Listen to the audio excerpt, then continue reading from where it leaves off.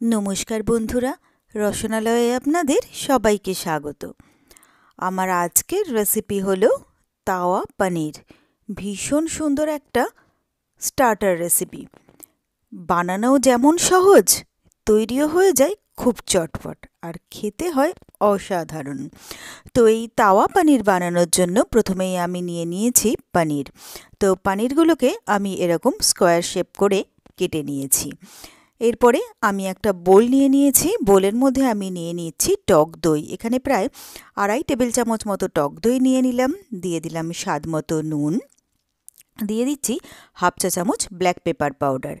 एरपरे दिये दिलाम 1 चा चामच काश्मीरी लाल लंकार गुड़ो, दिये दिচ্ছি हाफ चा चामच चाट मसाला पाउडार, दिये दिচ্ছি हाफ चा चामच जिरेर गुड़ो और दिये दिচ্ছি 1 चा चामच बेसन।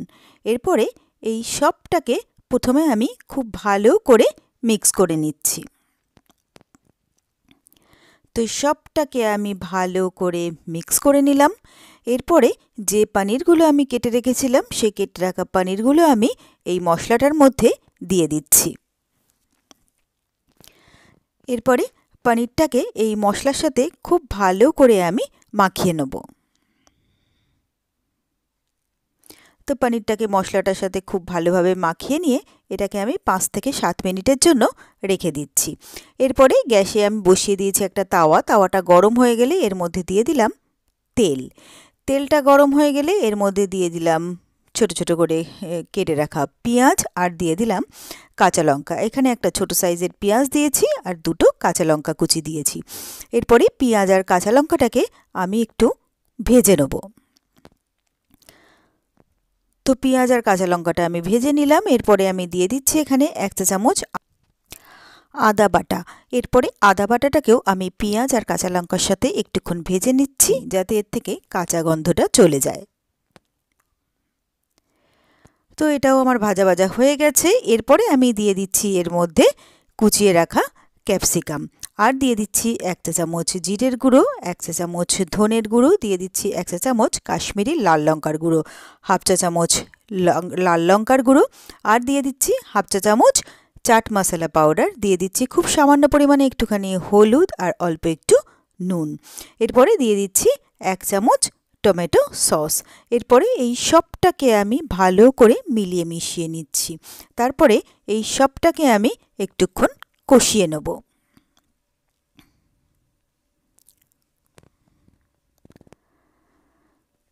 তো এটাকে আমি একটুক্ষণ কষিয়ে নিলাম। এরপরে আমি এর মধ্যে দিয়ে দিচ্ছি অল্প একটু জল। তো এই জলটা দিয়েও ভালো করে আমি মশলাটাকে মিশিয়ে নিয়ে আমি এই মশলাটাকে একটুক্ষণের জন্য রান্না হতে দেব।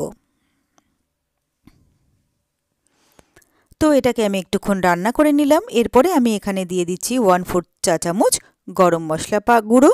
এরপরে এই গরম মশলাটাও ভালো করে মিলিয়ে মিশিয়ে নিয়ে এটাকে আমি একটুক্ষণের জন্য রান্না করে নিচ্ছি। এরপরে আমি এর মধ্যে দিয়ে দিচ্ছি ম্যারিনেট করে রাখা পনিরগুলো। তো সব পনিরগুলো আমি এর মধ্যে দিয়ে দিলাম। তারপরে পনিরগুলোর সাথে এই মশলাটাকে ভালো করে আমি মিলিয়ে মিশিয়ে নিচ্ছি।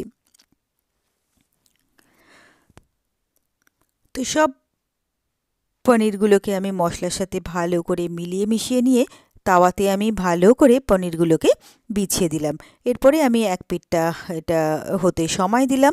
তারপরে আমি এখানে কিছুটা দিয়ে দিলাম ধনেপাতা কুচি। তো একটুক্ষণ পরে আমি সব পনিরগুলোকে একবার করে উল্টে পাল্টে দিচ্ছি।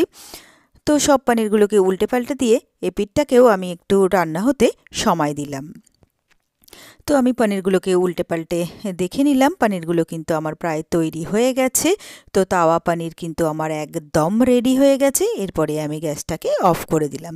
এরপরে আমি নিয়ে নিয়েছি একটা সার্ভিং প্লেট। তো গরম গরম তাওয়া পনির আমি সার্ভিং প্লেটে তুলে নিয়েছি সার্ভ করার জন্য। এরপরে ওপর থেকে দিয়ে দিলাম একটু ধনেপাতা কুচি আর দিয়ে দিচ্ছি লেবু।